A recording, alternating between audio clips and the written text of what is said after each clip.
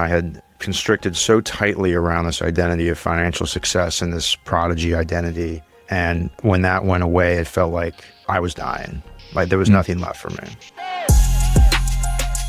This is A Joyful Rebellion, the podcast that explores that moment you realize the life and success you worked so hard to create didn't come with all the fulfillment you thought it would. I'm your host, James Walters, and I want you to be the author of your own story. Each week, I connect with people who inspire bold answers to the question, what do I do now to create a life I love? If you're ready to start answering that question for yourself, you're in the right place. So let's start a joyful rebellion.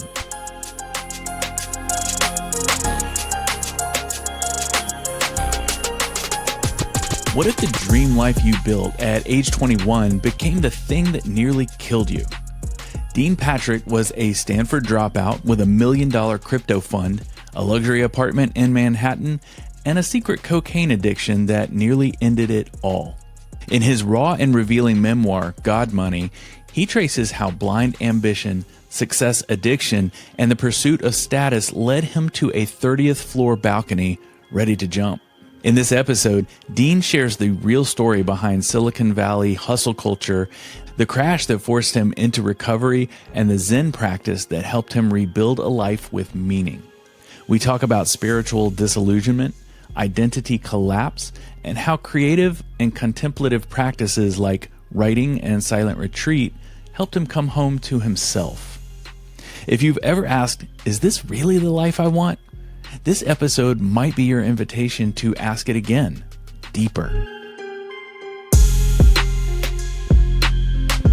Dean Patrick, thank you for being here on A Joyful Rebellion today. Thank you. It's great to be here.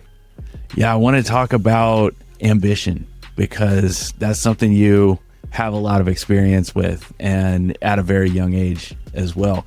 And you just wrote a book. It's called God Money. Subtitle is Lost and Found in the Crypto Wilderness. And I want to talk about what led up to this book, because there's some crazy stories as I was reading, like what happened in your life leading up to this realization that, something had to change. And as you know, no matter what age you are, that's what this whole podcast is based around, is coming to some understanding that, man, things have to change if I want to create the life that I'm going to really love.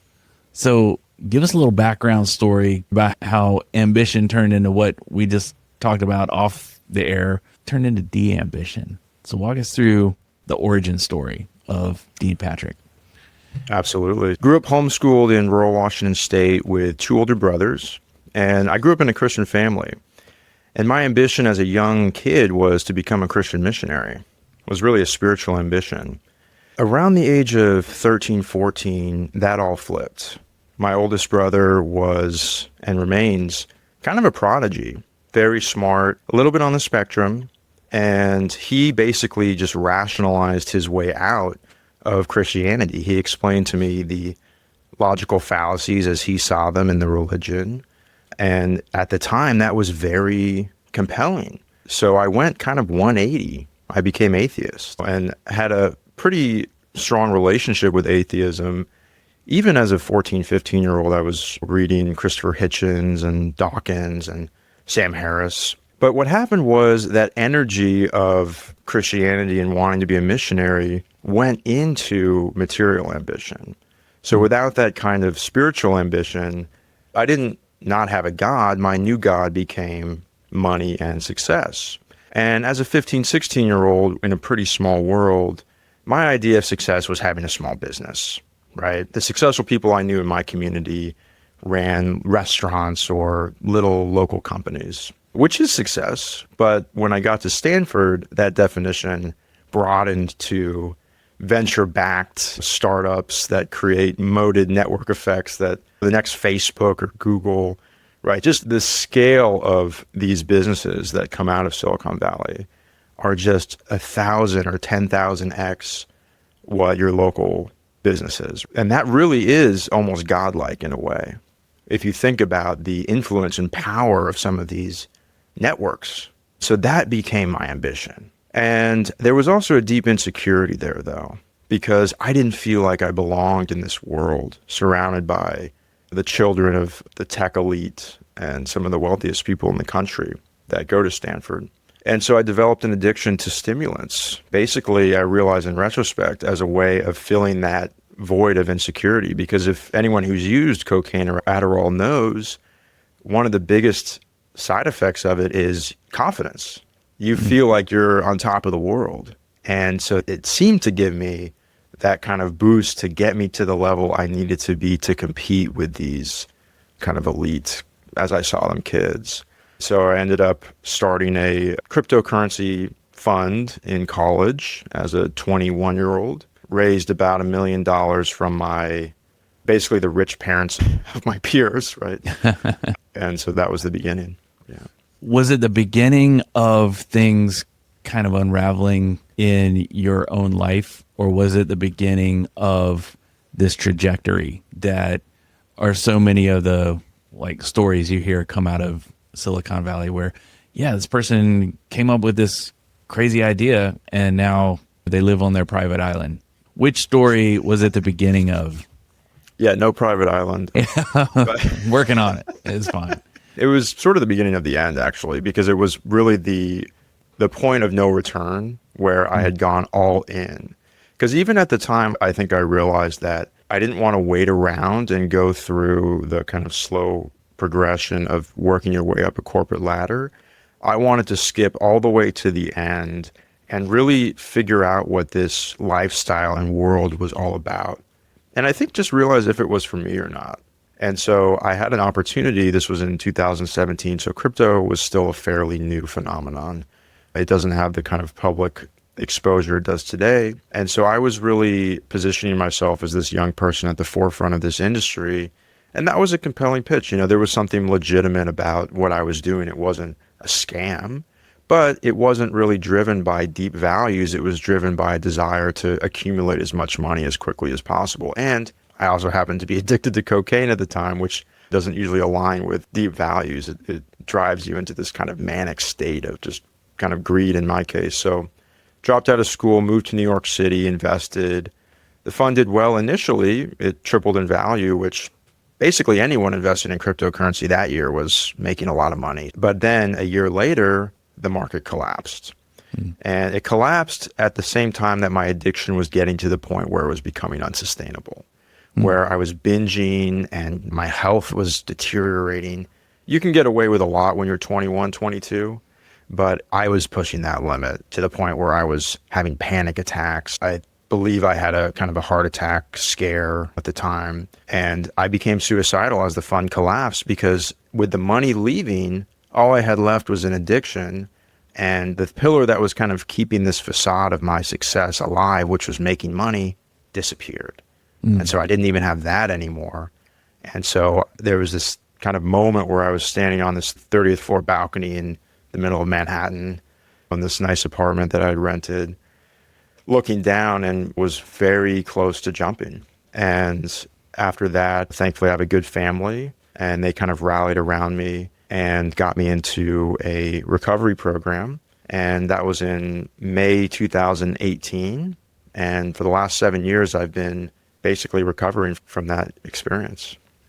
Wow. You kind of really quickly created an identity for yourself, because before you quickly shifted from being homeschooled to going to Stanford, having to play with the big kids, as you described them, with all of this Silicon Valley money, and trying to not only keep your head above water with that from the ego side, but also prove yourself. And so you shifted into becoming someone else pretty quickly, and you were successful at it until the circumstances of the world and life didn't line up to keep it going. And then you lost your identity all of a sudden. So that would mess with anybody. What was going on when you decided, you're looking down and you decided, nah, not today. Let's figure something else out. What was like the next step that you took? Yeah, I love the way you frame it, because it really was about an identity collapsing. I had constricted so tightly around this identity of financial success and this prodigy identity. And when that went away, it felt like I was dying. Like there was nothing left for me. And at the same time, the one thing that had been keeping me afloat, cocaine, that had stopped working, where I, instead of using it to elevate above baseline, I was using it to get back to baseline. And at that point, I wasn't even getting back to baseline. I was getting back to 50%, just enough to get through the day. And so that, when I realized that I didn't even have cocaine and I couldn't imagine my life without it, that's how deep into this addiction I was at that time. I felt like I had no tools or nothing left to get me out of this hole. And actually at that moment when I was pondering suicide, and there was multiple times, but this was the most serious, I actually got a call from my girlfriend at the time, just out of the blue. And I think just hearing her voice and having that connection in that moment and realizing that there are people that care about me, that are connected to me, that might have saved me. I mean, I may not have jumped even without that, but certainly that took me off the edge. And I realized I had to start trying to get better. And when you realized that and you really went in on it, because it sounds like you are the kind of person that when you see something and you realize it's going to be important and you go all in, then it goes all in, and it either goes really well or it doesn't. So when you decided this is what I need to do now, did you find yourself going all in on the recovery, or was it a little bit of a kicking and screaming, trying to rebuild that identity? What was the scenario there? Because you had a lot of factors complicating it, right? You had this identity that you're kind of leaving behind, but you realized it wasn't going to be sustainable for you as a human, just health wise. And then you had the struggle with recovering from the addiction. You had some compounding circumstances. So when you did reach out for help and your family did help, what was that like? What was that couple of months, couple of years? What was that period of transitioning to a new identity like for you? I like the analogy of kind of a circling, because there's not a linear path to healing, I think. For me, it was kind of 2 steps forward, a step and 3/4 back, just sort of inching my way forward in kind of this circular pattern. And that identity didn't disappear overnight, that feeling of needing to be successful and having a successful identity. It didn't disappear overnight. It stayed for a long time, and I stayed in the crypto industry. And even as recently as a year ago, I was the director of a startup accelerator, which was a relatively high status position in the industry. And this past year, I transitioned to I'm a banquet server right now. I'm working in the service industry. And that was a difficult transition to let go, to open that identity enough and relax it enough to allow myself to pursue a career that earlier I would have viewed as beneath me, right? Or something that wasn't up to my idea of what I could live up to. But it's a position that allows me to pursue my spiritual practice, to pursue my creative practice and dreams of writing without compromising my cognitive energy. And so that was a long process. It took me 7 years, I think, to really deeply look into myself and understand what is it I actually want without these complicating identity factors, without worrying about what other people think of me, without needing this idea of success to uphold my identity and to feel okay with myself. And there was multiple relapses over the following 2 or 3 years coming out of that initial rehab program, which many addicts can relate to, right? There's kind of that first recovery period, and then there's a trigger that inevitably comes up and you relapse, but maybe that relapse, you don't go quite as deep, and you realize, you start to understand that trigger and you're prepared for it next time. A new trigger comes up a few months later, relapse, and then you continue the process. So it's been coming up on 4 years now of sobriety. So fingers crossed.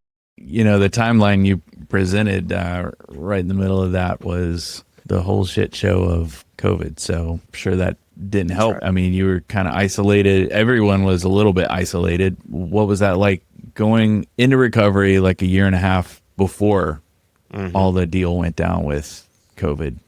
Yeah, COVID for me was a godsend. It was an opportunity to relax, kind of take a deep breath, look at myself more critically, look at my life more critically.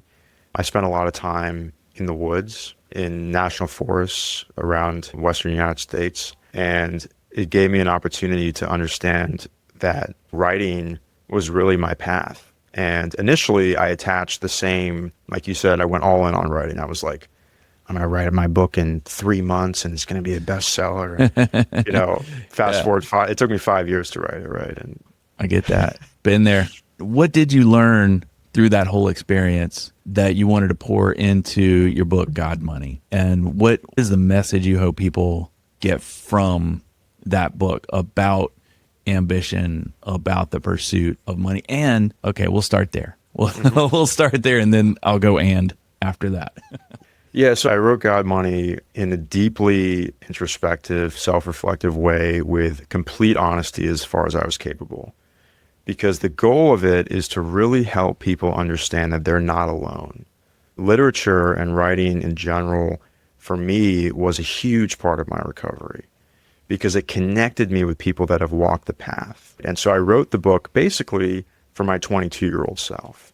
What was the book that I would have needed to read as a 22-year-old that would give me a path out of this matrix that I've constructed for myself, and to show myself kind of these pitfalls so you don't have to step in them yourself. You can see someone else give you a map to avoid them. And so really it comes down to understanding the dead-end street of blind ambition. It doesn't mean that you can't be financially successful. It doesn't mean that you can't be ambitious and pursue a life that's monetarily successful, but it has to be grounded in a deeper value than just not feeling okay with yourself and grasping for these external markers of success to feel okay, and to deeply investigate what is my actual authentically aligned vision for my life, and to be radically open in that investigation. And in my case, it meant leaving aside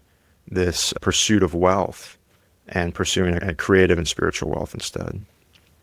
And now we're kind of doing another circle back to the spiritual piece, because we opened up the conversation talking about how you were going to be a missionary. That's what you were going to train to do. Then a sibling, someone really close to you who you looked up to and who seemed pretty smart. People don't usually throw out the word prodigy much unless they have a certain opinion of somebody, right? And then you got talked out of it in a way. And now you've been through the experience of what the material world was like, and you had to recover from that in a lot of different ways. And that gets you back to the spiritual world. And what was the beginning of that journey like for you when you realized, you know what, I need something a little bigger, something a little deeper than myself to turn to? Where'd you go from there? Going back to the COVID thing as well, I read a lot of literature during the lockdowns, and Walden was a book that I connected with a lot. And so part of my personality, you may have noticed, is, as you mentioned, just going to the extremes in whatever endeavor I'm interested in at that moment. Yeah. So when I read Walden, I was like, I'm going to be like Thoreau. You were on Zillow looking for cabins by a lake? Pretty much, yeah. I mean, my budget wasn't that high, so I was just looking for raw land. So I bought raw land in upstate New York, and this was in 2021, and moved out there and started building a cabin. Okay, I was just totally, for the record, I was kidding a second ago, but here it comes true. Okay, this is pretty cool. Yeah, just as an aside, I would recommend, especially in your 20s, I think, just trying a bunch of different shit, even if it's like kind of crazy, and just kind of running into walls and seeing what sticks. So that's basically been the story of my 20s. But anyway, this was one of those. So I moved into this rural property in upstate New York, and I don't know anything about building. I mean, my dad's pretty handy, but not that handy. I mean, he doesn't work in construction. So I just went off YouTube, built a cabin, which was kind of a piece of shit, let's be honest. I mean, it was basically a shed with some insulation inside of it and like one window, which was fine in the summer. But as soon as winter hit, as soon as it got to November, and this was like up by Lake Erie where we got lake effect snow, it started getting very uncomfortable. Okay. And shit started getting real. Yeah. And I was there with my girlfriend, so it wasn't just me. And she, and I was like, I don't think this is going to work. So I ended up selling the property. But while I was in New York, I got connected with the Rochester Zen Center. And I sat a meditation retreat with them. and kind of fell into this practice of Zen meditation, which has radically changed my life for the better. And I think been the absolute foundation of deep sobriety coming into the last few years. So for that alone, I'm very grateful that I went through this experience of the cabin. And part of it was realizing that, unlike Thoreau in Walden, I needed a community of practitioners around me. I wasn't going to be this solo person who could just come to these great insights on my own. It was a bit humbling in the sense that I realized I needed guidance. I needed a teacher and structure to support me in kind of deepening these insights. And what that's looked like over the last few years is many, many week-long retreats. I lived at a Zen monastery in 2023 for 6 months and have spent probably 5 or 6 months cumulatively in silent retreat. And that's been transformational. Wow. So what is it about that style of Zen meditation? Or I guess it's Zen meditation is a method of meditation. That's right. Yeah. And what is it about that really made some changes for you? Zen meditation, or Zazen as they call it, is a very rigorous form of meditation in the sense that you're sitting upright in a very specific posture. You're not supposed to move at all, not even wiggle. You're just naturally breathing. That's the only movement for 35 to 50 minutes at a time. And it's fairly masculine and rigorous and intense, almost militaristic in a way. Zen initially in Japan was basically used as a way to kind of break young men in and to like teach them not to like just go crazy. Basically a form of the correctional school or the military. And it's softened quite a bit in its transition to the United States, which has been westernized. But what it allowed me to do is like basically sit very quietly with myself and investigate kind of what were all these triggers that cause stress, anxiety, addiction responses. And I really think the practice of the week-long silent retreat was transformational, because that's when you get to the point where you can really quiet your mind, look at yourself very clearly, and start to deeply understand the truth about your direct experience with life. Week-long silent retreat. You know, I've done a 3-day silent retreat, and I thought it was the coolest ever, because in a given day, unless I'm doing a podcast interview, I don't talk much. My job is as a photographer, and when I'm photographing, which a lot of people don't realize, a photographer has a camera in their hand maybe 5-10% of the time on a really busy week. And then the rest of the time we're dealing with the photos, or we're answering emails, or we're doing all the stuff. So in a given day, I don't talk a lot. I'm an introvert. I'm happy to not be around a lot of people all the time. So when I said to some of my friends and some people, acquaintances, like, yeah, I did a 3-day silent retreat, and they were like, oh my God, I could never. And I was like, really? It was actually like vacation. Was it hard for you? And probably some people listening right now, they're like, I couldn't keep my mouth shut for 7 days. What was it like for you to do that? I mean, obviously you gained a lot by sitting with yourself, but the physical part of you didn't speak words, was that difficult for you? Believe it or not, that was probably the easiest part. I mean, I'm also an introvert. This is one of the more social things I'm going to be doing. this podcast. Much more than I usually I get it.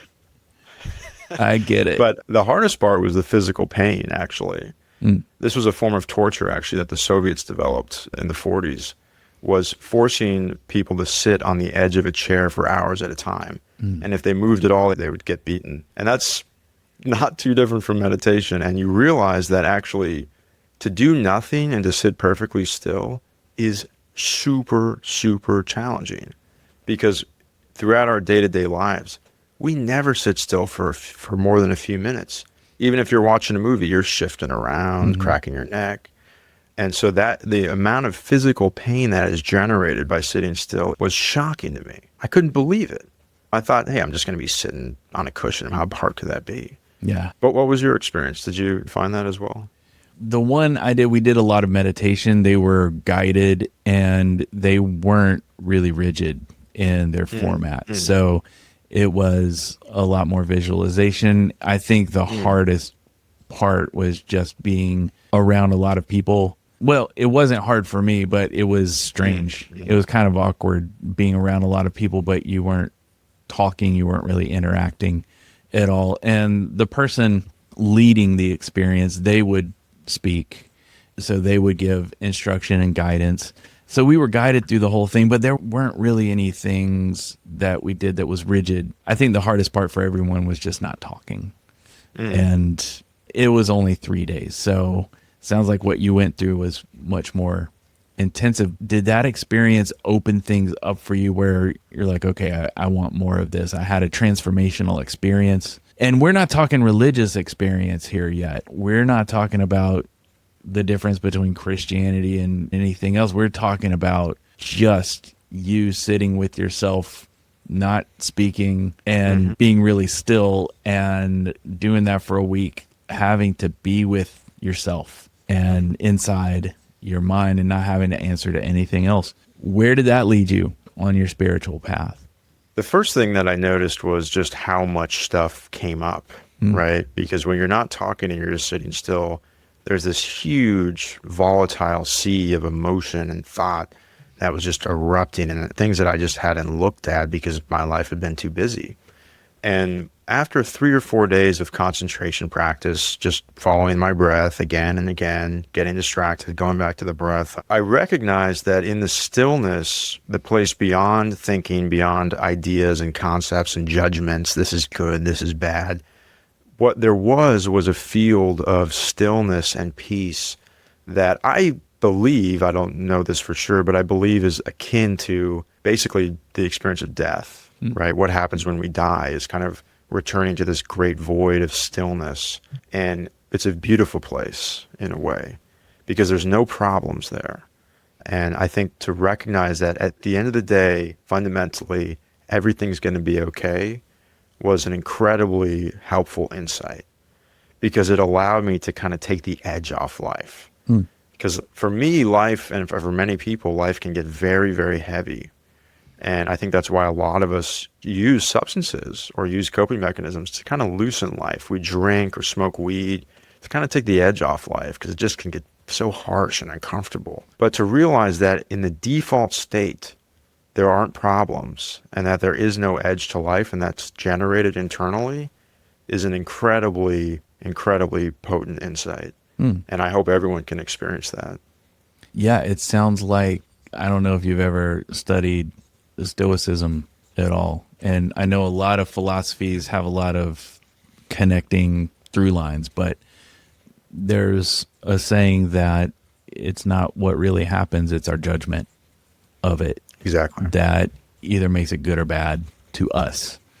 Great example is it's raining in your town, but you wanted to go to the outdoor concert, so you're pissed off. But in the same town, there's a farmer who needs to grow his crops, and so he's pretty stoked about it. Same event, different perspectives, and therefore different judgments. And a lot of times, that's what's going on in our own lives. So you got the chance to sit with that, explore it a little bit. And when you came out of that experience and you were like, okay, I have found the benefit and you found the value of exploring a spiritual practice, like where did you go farther in that direction of looking to some of the Zen practices? Did you go a little deeper? Did you want to find out more? Where was it that you kind of settled after that initial point? But I was hooked. I started doing these retreats all the time. And I actually, in 2023, moved into a Zen monastery for about 6 months. And the second half of that was basically a continuous 3-month retreat where we were waking up at 3:50 every morning, meditating for much of the day and in silence. And so that was kind of, I wanted to really investigate, where does this lead? And again, I had this idea that I was going to be the next Buddha or something. I was like, I'm going to get enlightened and I'm going to, that same ego was right. It's called spiritual materialism. You have this ego around spirituality, becomes a new identity, which is so ironic. But that was my initial experience. Thankfully, I had great teachers around me that pointed that out and were just saying, hey, you're being a douchebag. You're basically in a Zen way, right? Right. And, oh, man. And you need people like that to point that out. It's hard to see your blind spots. So after those experiences, your experience at Stanford, your experience in New York with the crypto, and when the crypto fund went away, so did that part of your identity. And then you had to go through this transition of getting sober with the rehab, and that was years in the making. When was it that you decided, you know what, I'm going to write this down. I'm going to put this in a form that people can read and people can maybe get some benefit from? Or what is it you wanted to put out there when you wrote God Money? The writing was occurring throughout all of this. And that's the beautiful thing about memoir is you can grow with the book. And as I was developing my insights and growing as a person, I was rewriting the book and integrating those insights as it went on. And eventually it got to a place about 5 years after I began where I felt like it was time to put a pin in it and put it out in the world. It felt like a complete story, a complete book at that point. And it's an arbitrary thing that could have kept going for the rest of my life. But as an artist, you just have to kind of accept that it's never going to be perfect, that that's just another idea, and that, hey, this is going to be a useful thing for people and it's time to put it out there.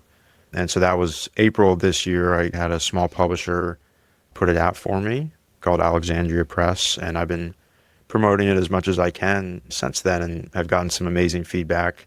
Beautiful conversations have come out of it. It's a wonderful, wonderful tool for connection because somebody can see the world through your eyes. It's such an intimate experience to read a book. There's nothing like it. I mean, I'm biased, obviously, but I love reading. I love it. You got me curious now when your opinion on memoir. And I've wondered, I've never really looked through this, so that's why we're just having this in real time. Do you know of anyone who's done like a series of memoirs about periods in their life? Yeah. Like serial memoir writer. Yeah, they exist, actually. They exist? Okay. They certainly exist. I don't have a great example off the top. I mean, Jerry Stahl, who wrote Permanent Midnight, is one of my favorites. It's a very dark addiction memoir from the 90s. And I believe he wrote a couple others after that. But yeah, there's a few of them out there for sure. I'm working on another book now, which is called autofiction, autobiographical fiction, based on my early life, but it's quite fictionalized as well. Mostly so I don't get in trouble with my family. But, all right. Yeah, I get that. Yeah, I get that. Yeah, that's cool. And the reason I ask is because God Money covers a period in your life that was really dramatic and really a lot of things changed in your life really quickly over the period, a decade, really. I mean, you're coming out of high school, you go into Stanford. Right after that, the stuff really hits the fan. But those things were building right after you essentially got out of, what do they call high school with homeschool? Yeah. They call it high school, right? Yeah, just high school. I mean, I actually went to public high school for a couple of years too. Okay. You were of college age and then you hit your 20s. Some big stuff was happening, good and bad, just like really big roller coaster hills and dips. And then you find this way to just kind of get steady through the spiritual practice for a while. You are writing all these things down all of that time. Now, do you find that your life, there aren't the highs and lows that there used to be, is a little more steady, and you have to take different adventures at that point, right? You're taking probably, I'm imagining here, so you let me know if I'm totally wrong, but you're probably taking very different risks.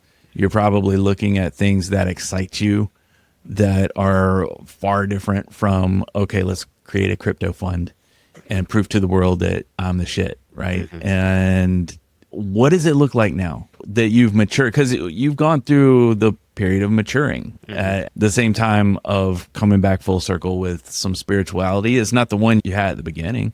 So when I say full circle, it's not like you're leading a church ministry now or you're over on a mission trip.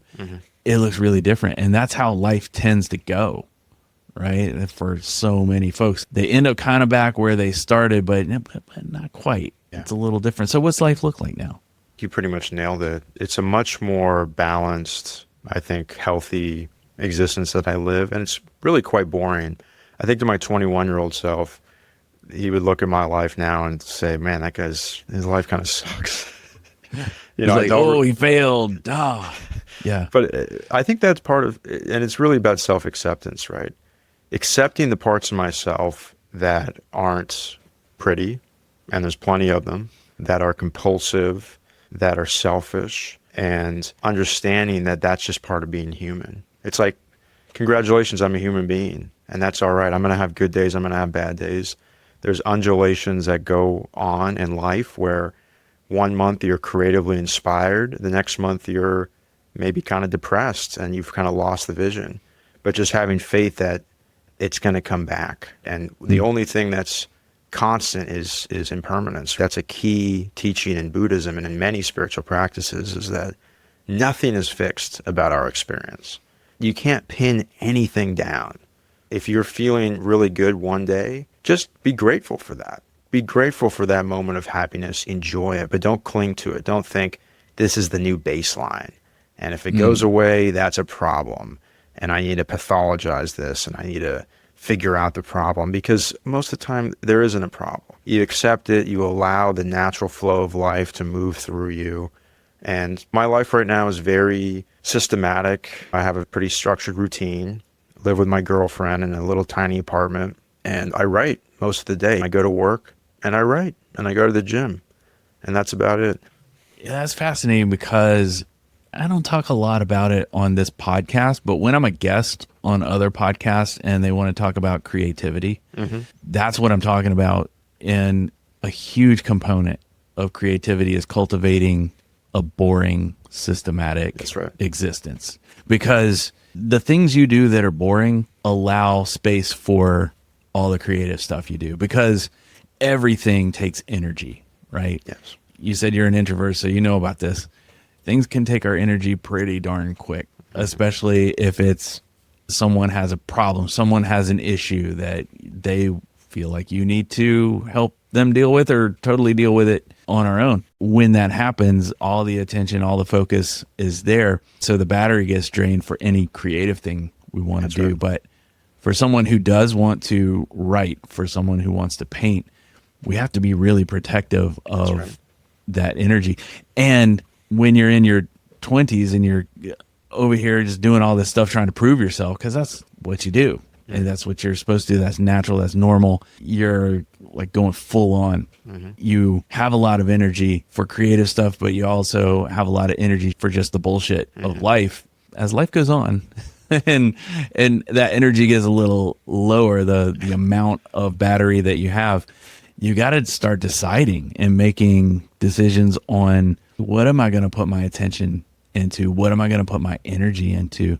And when you make that decision, that conscious decision, I made a conscious decision, I guess it was 8 years ago. I'm going to have a really small house that I don't have to maintain, that is inexpensive, so I don't get stressed about bills. Yep. I don't get stressed about, oh gosh, it's been 2 weeks since I've been able to mow the yard and the HOA's pissed. No, I took all that stuff off the table, and now I can pick up and go. All I do is I lock the door, and it's like I told someone, I do have house plants, so I'll put some ice cubes on top of that, so they'll melt and they'll be fine when I get back a week and a half later. And that's just the life I wanted to live. And so I don't put my energy into house stuff anymore like I did in my 20s and 30s.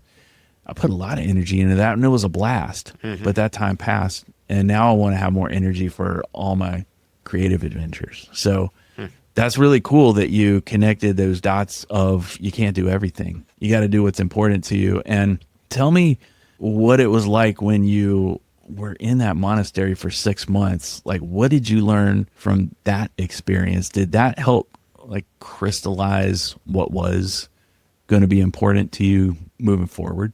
Yeah, I love what you just said. I think that echoes my experience perfectly. Thank you for that. First of all, living in a residential monastery day in and day out is very different from just coming for a retreat. And I think that was a critical part of my journey, because it allowed me to fully rest in the space of practice, right? To put everything aside, not having an outside life really. It kind of feels like you're in a cult a little bit. We would joke about that while we were there, because you're tired all the time. You're getting up at 4 a.m. every single day. You don't have any free time. Your whole day is scheduled and regimented, where you meditate right at 4:30 until 6:30, and then you have formal, they call it oryoki breakfast, where it's sort of like this choreographed napkin folding dance, and you're eating silently, and then you work practice and on and on. What it allows you to do is cultivate the habit of practice in your day-to-day life. So it becomes not just something that you do for 20, 30 minutes in the morning. It's integrated in everything you do in your life, from eating to work to calling a friend. There's always an opportunity to practice. The form changes. It's not always sitting meditation, but it can be cleaning meditation. It can be driving meditation, work meditation, creative meditation. And that's the beauty of it, is it doesn't have to end. It's your whole life. And it's not drudgery, because it's actually kind of a beautiful way of cultivating intimacy with everything we do. And I think that's the key to happiness in my experience. Yeah, I had a guest pretty recently who did not enjoy chopping vegetables to make dinner, but she knew vegetables were healthy, and she got tired of spending the money to get pre-chopped vegetables. It seems like a pretty simple little problem, right? So she decided to make a meditation out of it. And when she did that, it changed everything for her. Just that little tweak was enough to change it. So she found success doing that. It's like you said, you don't have to be in a monastery to get the benefits of meditation. You can incorporate it into a lot of facets of your life, and it is a practice. So it is something, just like I found journaling, and I never understood what people say when, oh yeah, it's a practice. It's not a cure-all. It's not a magic. It's a practice, and you get something from it. It wasn't until around COVID when I really started doing the journal practice that I realized what that meant. It's sort of like light bulb went off, and I was like, okay, I get it now. And it's only after doing it so many times, even if you don't want to, that it starts to make itself known. Like, hey, this is why we do these things. So that's really cool. What's the best way for someone to find your book? So it's on Amazon. You can get it on Prime. I also recorded the audiobook to it if you're an audiobook person. You can get it just on my website as well, deanpatrickauthor.com. But Amazon is usually what people go to. It's on all formats. That's great. So you're working on the next book now. What's your thought for launching that? Is it going to be a couple of years? Going to be a year? What's your hope for it? Yeah, well, I have the first draft done, which is, I've learned, is only about a third of the way, maybe a quarter. Okay. So I'm guessing probably sometime next year. Yeah. Okay, cool. Yeah. Well, Dean, is there anything that we didn't talk about that you think is important to leave with the folks listening right now? Yeah, I guess just one thought I've been having a lot recently is that life is an end in itself, right? Being is an end in itself. And a lot of times we think of our actions as a means to some end.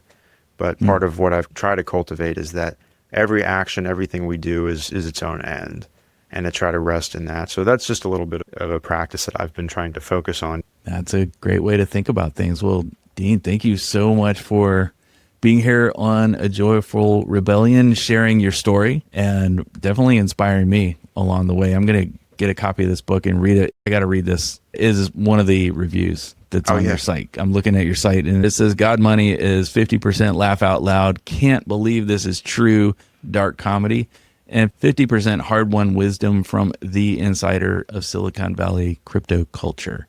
And there's a lot more in there, but anybody who's interested in a really great story, go get this book. It sounds like an awesome read. Yeah. And thank you for being here and sharing your story with us.